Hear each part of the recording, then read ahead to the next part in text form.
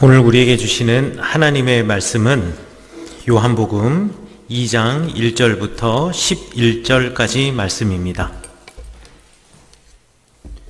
요한복음 2장 1절부터 11절까지 말씀입니다.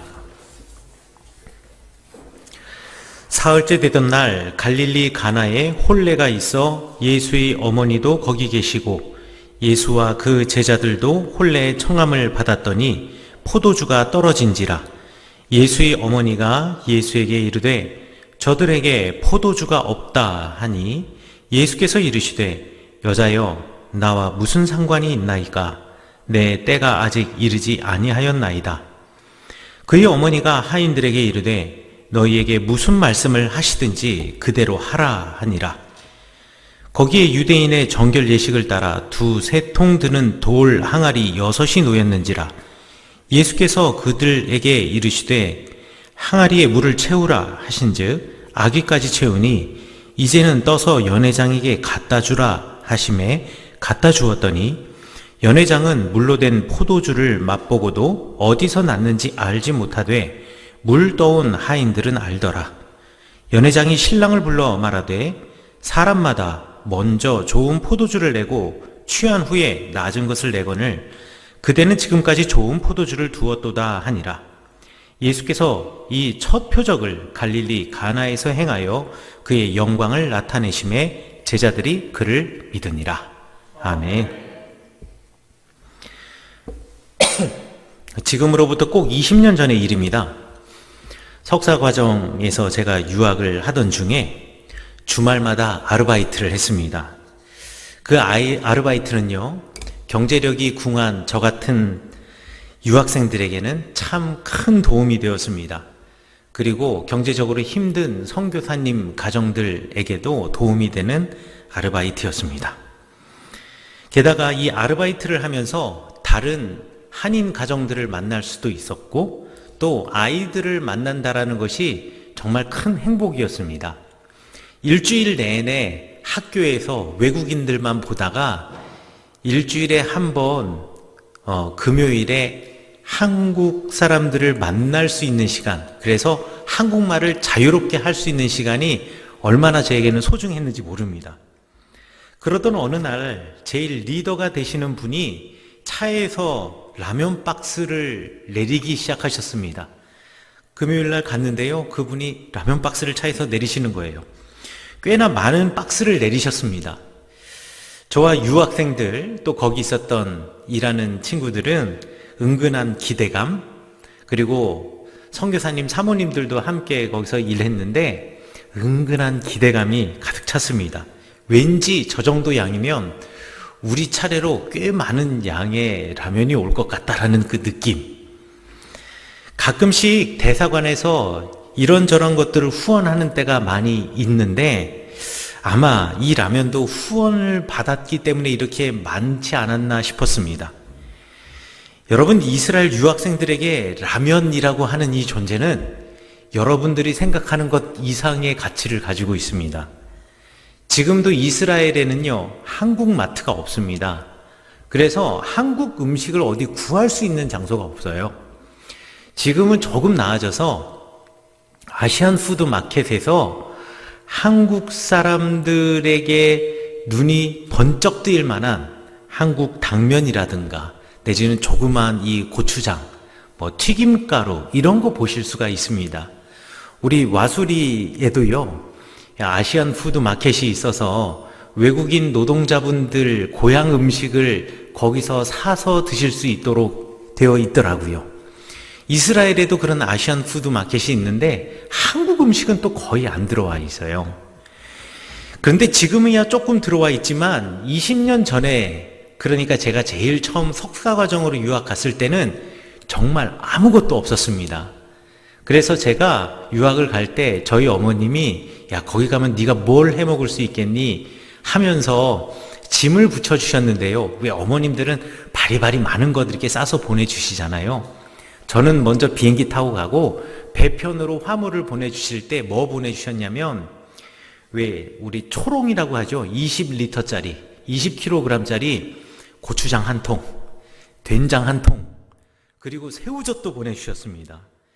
그래서 여러분들이 믿으실지는 모르겠지만 제가 처음 유학 가서는요, 김치도 담궈 먹었고요, 깍두기도 해서 먹었고요, 제가 심지어는 오이소배기도 해 먹었습니다. 무채는요, 금방 해서 먹을 수 있는 음식이잖아요. 무채도 잘 해 먹었습니다. 그리고 그 짐 속에 라면도 있었는데, 이 라면의 역할은 무엇이냐? 라면은 빨리 해서 끓여 먹는 게 아닙니다. 잘 보관해 두었다가, 옷장 구석에 잘 보관해 두었다가 몸이 아프거나 겨울에 감기 걸렸거나 내지는 정말 한국이 그리울 때 한 봉지씩 꺼내서 먹는, 그야말로 약 대신 먹는 최고의 식품이었습니다. 그 라면이 지금 박스채로 차에서 막 여러 박스가 내리기 시작하는 거예요. 게다가 더 놀라웠던 것은 말이죠, 대사관이나 누군가가 후원한 것이 아니라 그 리더이신 그분의 집에 있는 것을 가지고 오셔서 나눠주시는 겁니다. 그분이 그런 분이 아니셨거든요. 그런데 그 엄청난 양의 라면을 자기 집에서 꺼내 오신 거예요. 아르바이트를 하는 유학생과 선교사님, 사모님들 분위기가 지금 완전히 지금 들떠 있는 겁니다. 그 당시 저는 아직 결혼을 하지 않았던 때였던지라 한국인 유학생 3명이 아파트 하나를 빌려서 함께 살았는데, 3명이 그 각각 받아온 라면 한 상자씩 이 구석에 쌓아놓고, 거실의 한 구석에 쌓아놓고 그것을 바라보면서 얼마나 흐뭇했는지 모릅니다. 여러분들은 아마 상상도 못 하실 겁니다.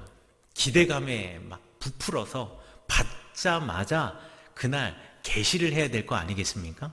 그래서 3명이 계시했습니다. 그래서 라면을 끓였어요. 그래서 라면을 먹는데 뭔가 라면이 이상한 거예요.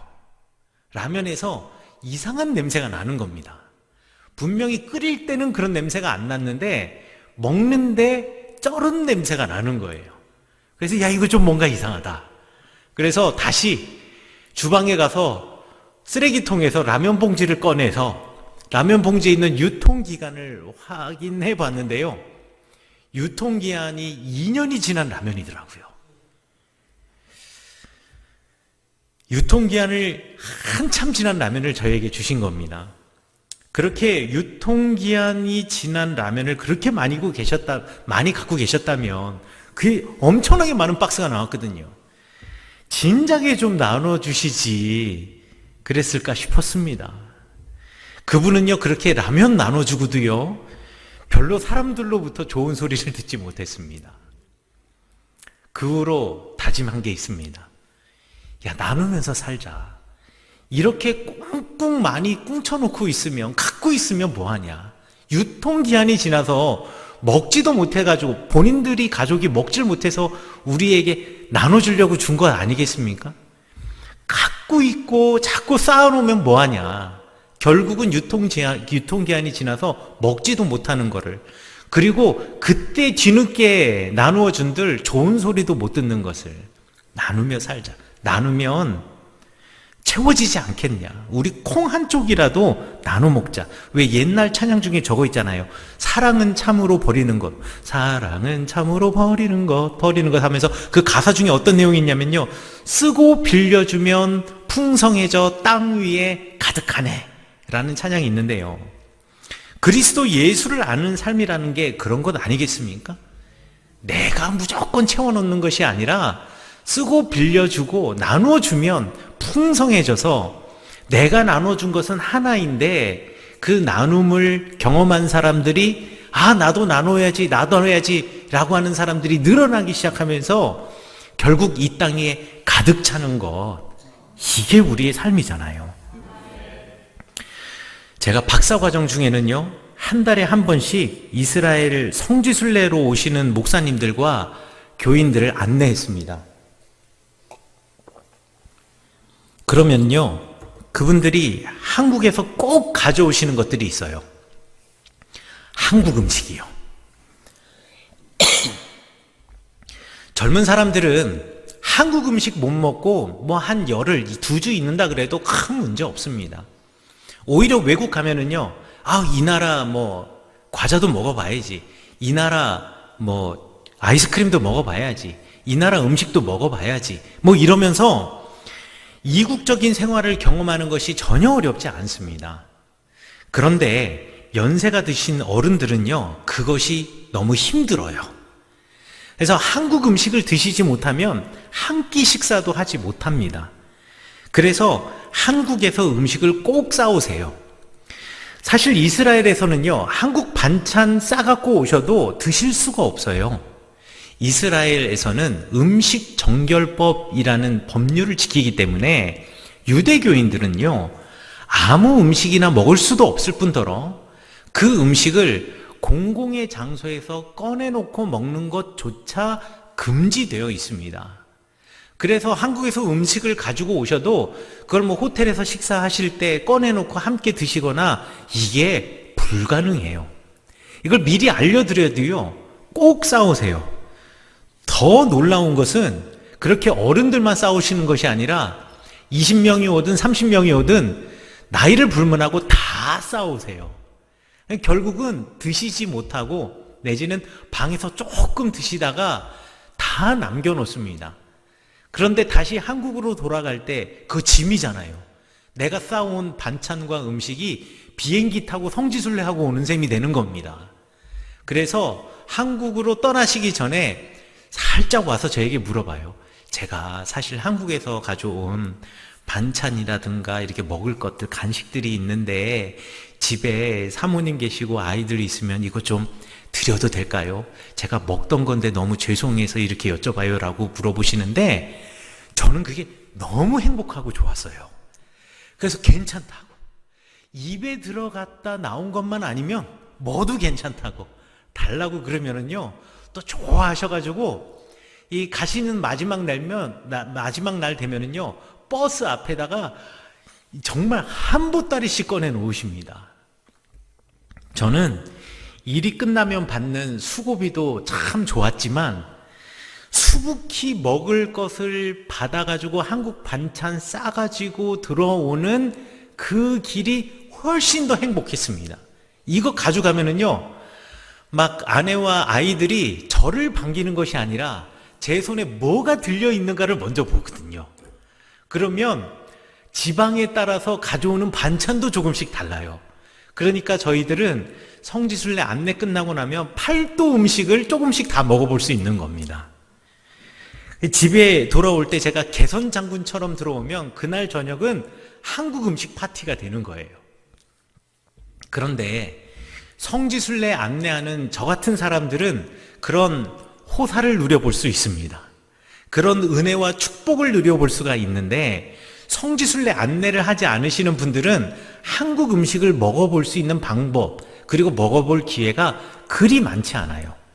현지에서 뭐 나름대로 한국식으로 조리해서 드시긴 하지만 어찌 그게 우리 한국인의 손맛 같겠습니까?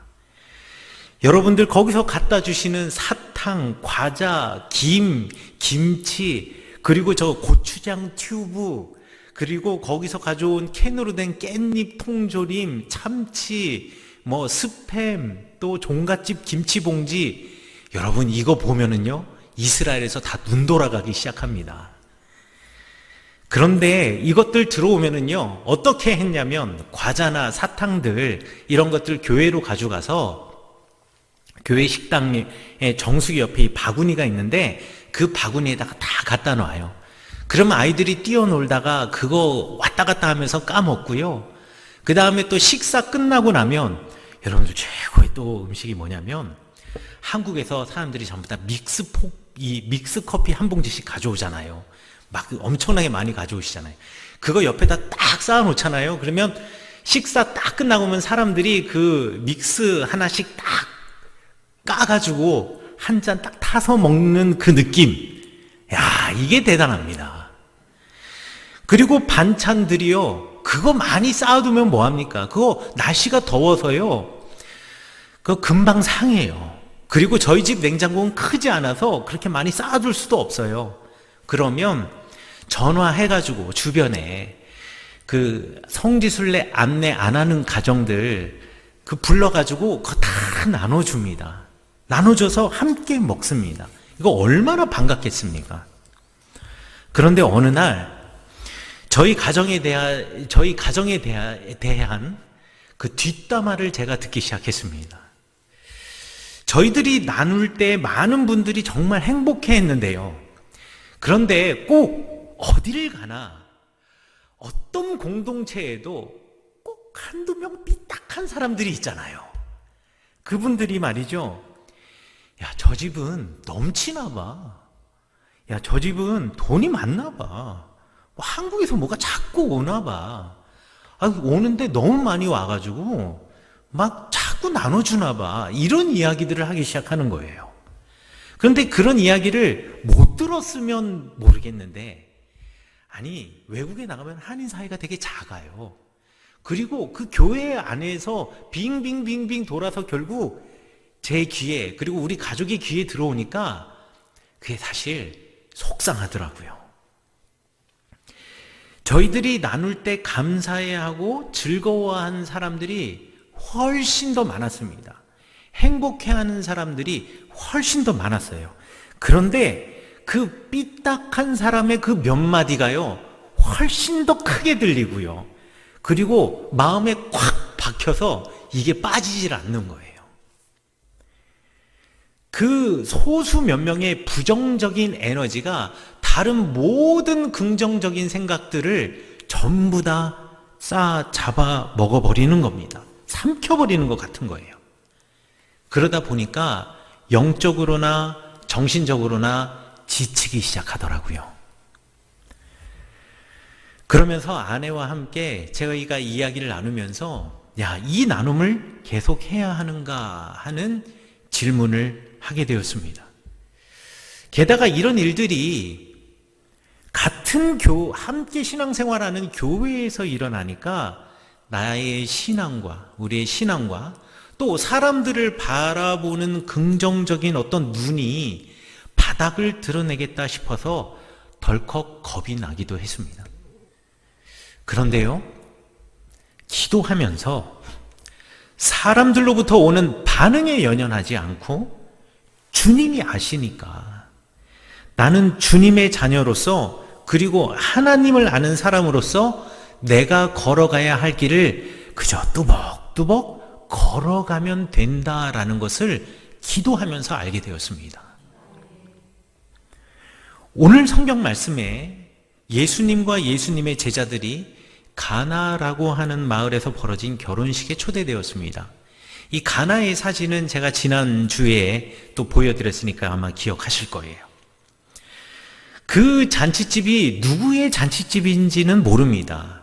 그런데 예수님의 어머니도 거기 계셨고 또 예수님과 그 제자들도 초청을 받은 것으로 보아서 분명히 예수님과 내지는 예수님의 가정과 어떤 관계가 있었던 과정이 아니었던가 그냥 추측해 볼 수 있겠습니다.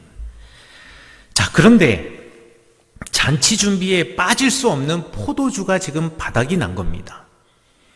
유대인들은요, 보통 며칠씩 결혼식 잔치를 합니다. 멀리 있는 친척, 요즘처럼 교통수단이 좋지 않았기 때문에 멀리 있는 친척이 또 찾아와야 했고, 또 친척뿐만 아니라 나와 친분관계가 있는 먼 곳에 사는 사람들이 며칠 길을 걸어와야지, 내지는 나귀를 타고 와야지 됐기 때문에 며칠 날 몇 시부터 몇 시까지 잔치해요 이러면 그 시간에 맞춰서 사람들이 올 수가 없어요. 그래서 짧게는 한 2, 3일, 길게는 일주일, 아니 그거보다도 더 길게 결혼 잔치를 벌이곤 했습니다. 뿐만 아니라 이런 잔치는요, 마을 사람들 중에서 빈궁한 사람들, 배고픈 사람들에게 배를 채울 수 있는 좋은 기회이기도 했습니다. 그러니까 잔치를 길게 하면 길게 할수록 사람들이 생각하기에 이 사람 부자구나 라고도 생각할 수 있지만, 한편으로 이 사람 때문에 이 마을에 배고픈 더 많은 사람들이 배부르게 먹을 수 있겠구나, 그래서 잔치 기간이 길어지면 길어질수록 사람들이 생각하기를 이 사람은 참 자비로운 사람이구나 라고 생각했던 것이 바로 그 시대의 문화였습니다. 그런데 잔치 기간이 3일이 되든 일주일이 되든 결혼식에 꼭 있어야 하는 것이 뭐냐면 포도주입니다. 그런데 그 포도주가 다 떨어진 거죠. 포도주가 없다라는 것은 단지 주인의 결혼식을 제대로 준비하지 못했다라는 그런 의미도 될 수 있지만, 잔치에 온 사람들을 빨리 돌려보내는 준비성 없는 사람뿐만 아니라 이 자비가 없는 사람, 또 잔치의 주인공은 신랑과 신부인데 이 새로 결혼하는 이 부부가 받아야 할 축하와 환대의 열기에 찬물을 끼얹어 버리는 사람으로 오명을 써야 했었습니다. 더 쉽게 제가 우리식으로 설명하면은요, 간단하게 아마 이렇게 예를 들면 확실하게 이해하실 수 있을 것 같아요. 손님들 여러분들 식사에 초대해 놓고 여러분들 식탁 위에다가 밥을 쫙 준비해 놓고 숟가락, 젓가락, 그리고 마실 물 세팅 다 해놨어요. 그런데 밥은 다 준비해 놨는데 반찬은 안 준비해 놓은 거예요. 반찬이 다 떨어져서 그냥 공기에다가 쌀밥만 올려놓고 숟가락과 젓가락만 올려놓는 상황이 지금 벌어진 겁니다. 예수님의 어머니 마리아가 이 사실을 알고 마음이 쓰였나 봐요. 예수님께 찾아와서는 포도주가 다 떨어졌다라고 이야기를 합니다. 그러자 예수님께서 하인들에게 오늘 성경 말씀에 유대인의 정결 예식을 따라 물 항아리 2-3통을 담을 수 있는 정결례용 돌 항아리 6개의 물을 채워라 라고 말씀하셨습니다. 예수님 당시 일반적인 물 항아리의 크기와 모양이 여러분들 사진에 보시는 것처럼 저 뒤쪽에 주둥이가 이제 깨져버린, 그래서 손잡이 같은 것이 달려있는 저 항아리입니다. 항아리의 높이가 우리 어른들의 허벅지 정도까지 올라온다 생각하시면 되겠고요. 저 손잡이처럼 보이는 저 홈이 사실은 사람이 손으로 드는 손잡이가 아니고요. 저기다가 끈을 연결해가지고 사람들이 가방처럼 어깨에 메고서는 물을 이고 지고 오는 그 용도로 쓰는 고리라고 생각하시면 되겠습니다. 저 항아리에 물을 가득 담은 저 항아리에 물 2-3통을 넣을 수 있는 커다란, 저거는 지금 진흙을 빚어서 물레를 돌려서 만든 항아리이지만 돌 항아리였다라고 하니 여러분들 대략 항아리의 크기가 어느 정도, 그 돌 항아리의 크기가 어느 정도 됐을 것이다 라고 그냥 머릿속으로 한번 추측해 보실 수 있을 것입니다. 그런데 그 돌 항아리는요, 유대인 정결 예식에 쓰는 항아리였다라고 성경에서 말하고 있습니다. 바리새파 유대교의 전통에 따르면 음식을 먹기 전이나 기도하기 전이나 하여튼 무언가 이것이 주님께 감사해야 할 일이 있기 전에는요, 정결례라는 것을 했습니다. 예를 들어 기도나 제사를 드리기 위해서 회당이나 성전을 갈 때에는요, 사람이 완전히 물속에 들어갔다 나오는 정결례를 해야 했고요. 집에서 정결례를 할 때에는 지금 우리 성경에서 나오는 것처럼 정결례용 항아리에 물을 담아 놓으면은요, 예를 들어 지금도 유대인들이 그대로 하고 있습니다. 밥을 먹기 전에 정결례 하는 장소에 가서 바가지에다가 물을 떠가지고 이렇게 오른손 왼손을 물을 적셔서 정결례를 합니다. 그리고 바깥에 나갔다 들어오는 사람들은 광야에 먼지가 많잖아요. 그런데 샌들을 신고 오면 발에 먼지가 많이 묻습니다. 그래서 집에 들어올 때 그 정결례용 물 항아리에서 물을 떠가지고 자기 발에 묻어있는 먼지를 털어내기도 합니다.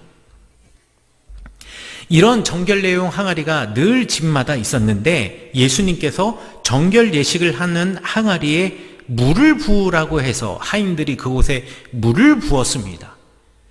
그 항아리에 담긴 물은요, 정결례를 하는 물, 그러니까 사람의 더러운 것을 씻겨주는, 그리고 사람의 더러운 것을 씻어주고 버려지는 물이었습니다.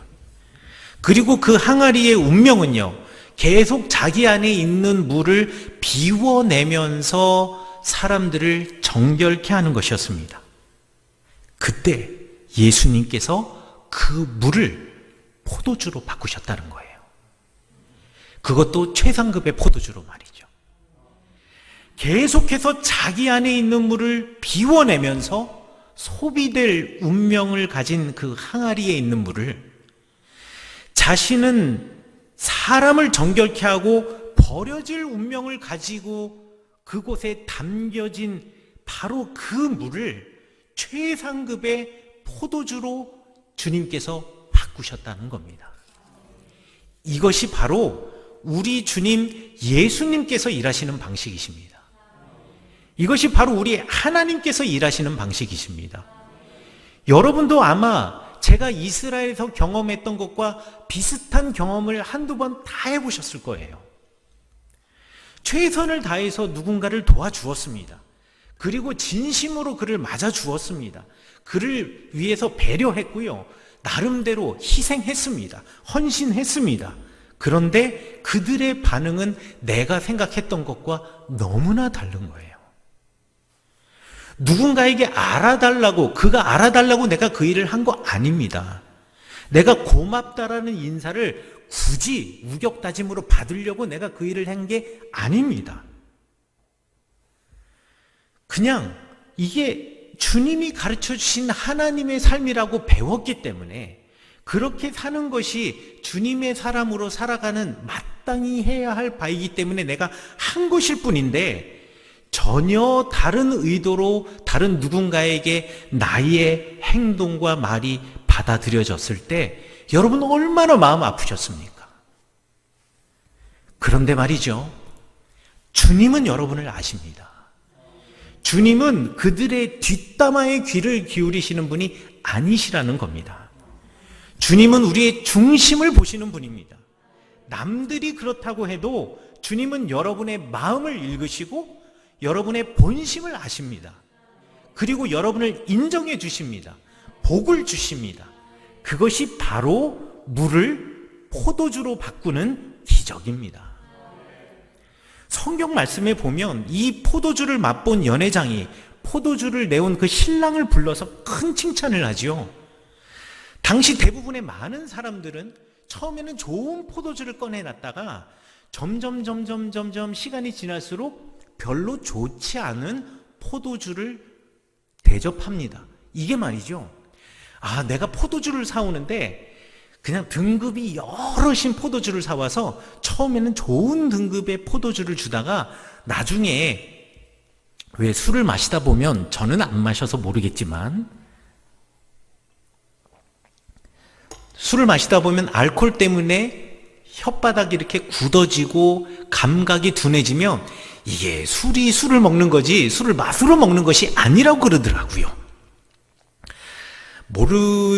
대부분의 여기 앉아 계시는 분들은 그 의미를 잘 모르시겠지만 제가 읽어보니 그렇더라고요. 그래서 처음엔 좋은 것을 사오고 나중에는 좀 저가의 품질의 포도주를 내놓은 것인지 모르겠으나 대부분의 경우는 어떻게 했냐면요. 포도주를 준비를 해놓고 쫙 대접을 하다 보면 사람들이 내가 생각한 것보다 많이 올 수 있잖아요. 이런 포도주가 떨어지면 또 이 포도주를 사와야 되잖아요. 그것이 아까운 거예요. 그래서 어떻게 했냐? 있는 포도주에다 물을 타는 겁니다. 그래서 그 양을 늘리는 거예요. 그래서 처음에는 좋은 포도주가 나오다가 시간이 지날수록 포도주의 맛과 질이 떨어질 수밖에 없는 거죠. 물 탄 포도주를 주니까. 그런데 이 신랑은 그렇지 않았다라는 겁니다. 포도주가 떨어질지언정 물탄 포도주를 내놓지 않았던 신랑, 정직하게 포도주를 내왔기 때문에 이 포도주가 부족했을지 모릅니다. 주님은 그 신랑의 모습을 아셨던 거죠. 그래서 그를 곤경해서 구해 주셨습니다. 구원해 주셨습니다. 연회장도 여태까지 맛보지 못했던 최상급의 포도주를 주신 겁니다. 포도주를 만들어 주신 거죠. 이것 또한 물을 포도주로 바꾸시는 기적입니다.